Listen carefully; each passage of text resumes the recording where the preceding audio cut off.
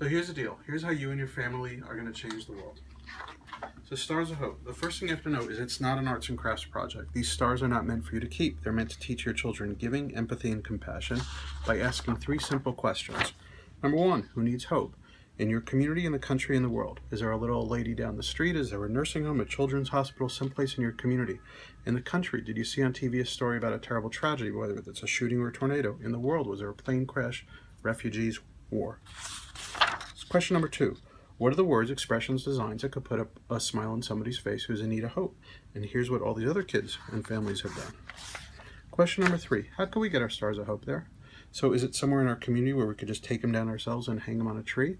Is it somewhere in the country where we want to either drive there or ship them to a group like a church group or a service group that we're part of? Or anywhere in the world? So something as terrible as the plane crash in the French Alps, if you were to put that in Google with the words school, firehouse, or church, you'll immediately have an address of anywhere in the world to send your box of hope after there's a tragedy. This, by the way, actually gets you to the 2 schools in the towns in Germany where the children were on that plane that went down in the Alps. So now, here's what you do to set up your party with your tables and your waters and your Mod Podge and all that other stuff and your checklist. Now, here's how you can make Stars of Hope part of your family tradition. Birthdays, family reunions, Thanksgiving, Christmas, Hanukkah, Kwanzaa, bar bat mitzvahs, corporate events, block parties, times to get together to remember loved ones who are no longer with us. So when Builder Bob passed away, a month later was his birthday. On his birthday, Charlene and all of her friends and family got together in the church and painted Stars of Hope for some other people in need of hope when they were in the midst of their sadness because they could still give hope to others. Sometimes when tragedies happen around the world, you can make an impact in your own neighborhood. Why? The Nepal Earthquake happened on a Saturday. Sunday morning, families and children at the 9/11 Memorial Museum in New York painted Stars of Hope for the people in Nepal. Sunday afternoon, those stars were given to Nepalese people in the little Nepal neighborhood of Queens who were at a prayer vigil. So it shows that even though a tragedy happens around the world, within a few miles, you might be able to make an impact. Or maybe right next door. I asked my son Josh, what's the official language of Rwanda? Well, Kinyarwanda, as well as French and English. How do you say the word hope in Kinyarwanda, French, and English? Quasira, espoir, hope. So Josh paints those 3 words on Stars of Hope. And a week later, children in medical clinic in Rwanda know that a little boy 1,000 miles away, or a million miles away, cares about them too. So here's a cool way how you turn this into a global community of hope and healing. See this little code?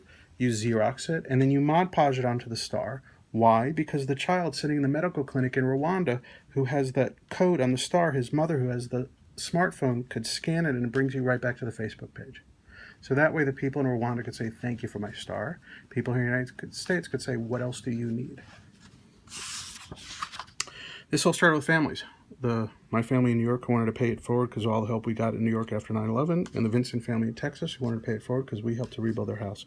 Since then, this thing has grown exponentially.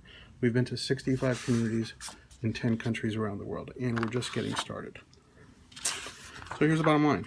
Your family could volunteer with us. So if you want, come to a disaster site someday and put up Stars of Hope with us and do an event. Or you could financially support it. Anything from sponsoring a star for $5 for somebody in need, or if you're really rich, for $50,000, you could sponsor the whole volunteer team to bring hope in the world. After you do the project, the stars, you put them back in the box, and then you fill out this form. Dear so-and-so, my name is, and me and my friend's family made these Stars of Hope for you because we care about you, because we heard what happened in your community. Please hang the stars in a place publicly where people in your community will see them to give them hope. And then if you like, to post the photos on Facebook, and you can tag me, and we hope that when your community is ready to pay it forward, you'll do Stars of Hope too. You rip this out and you put this on top of your stars in the box.